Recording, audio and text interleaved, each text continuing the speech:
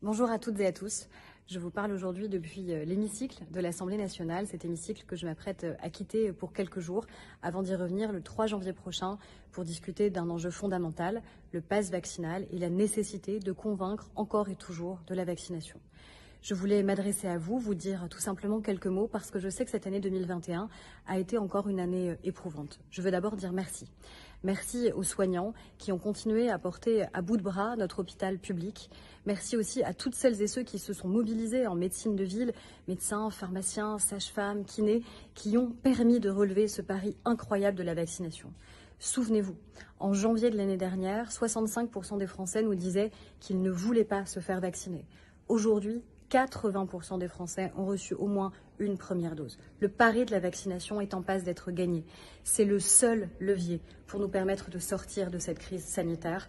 Et je ne peux que vous recommander encore et encore d'être vigilants, d'être prudents et de faire confiance à la science et de faire confiance à nos médecins en allant vous faire vacciner dans nos différents centres de vaccination, auprès de vos médecins ou dans vos pharmacies.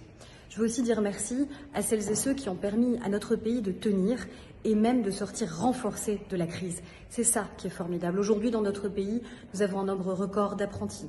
Nous avons le taux de chômage le plus bas depuis 13 ans. Nous avons un taux de croissance que nous n'avions pas connu depuis 50 ans. Et ça, nous le devons à vous.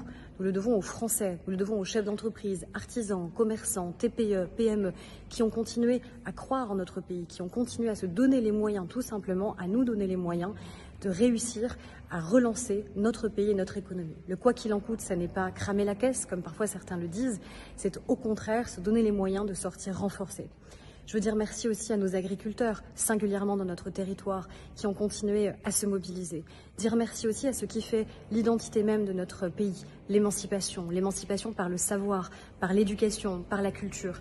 Et je sais à quel point vous avez dû vous adapter, vous renouveler pour, encore une fois, faire en sorte que notre pays tienne ensemble. Tienne ensemble aussi face aux menaces. Les menaces, nous les avons connues de trop près dans notre territoire, puisque nous avons subi le terrorisme islamiste. Et en cet instant, je veux avoir une pensée toute particulière pour la famille de Stéphanie Monfermé, pensée pour ses filles, pensée pour son époux et pour toutes celles et ceux qui au quotidien nous protègent, nos gendarmes, nos policiers, nos pompiers, parce que sans eux, notre pays ne serait pas le même. Et puis, face aux populistes, face aux déclinistes, face à ceux qui finalement disent qu'ils ont réussi à gagner le loto en connaissant les chiffres auparavant, eh bien, je ne connais qu'une seule solution. Continuez à travailler pour les Français, continuez à travailler pour vous, continuez à nous mobiliser chaque jour. C'est comme ça que je vois mon engagement, c'est comme ça que je vois mon mandat, du premier jour jusqu'au dernier jour. À chacun d'entre vous, je souhaite de très belles fêtes et une très belle année 2022.